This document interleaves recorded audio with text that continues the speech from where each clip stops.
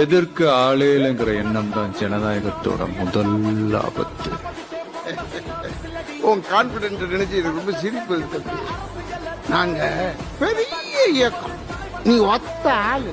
ட்ரெயின்ல இருந்து தூக்கி எறிஞ்சப்ப காந்தி கூட ஒத்தாளு தான். ஒத்தாளு கூட்டமா மாறுறதும் கூட்டம் ஒத்தாளா மாறுறதும் இப்பெல்லாம் ஒரே நாள் நடக்குதா? நான் தன்னந்த நீயாள நம்ம பாரு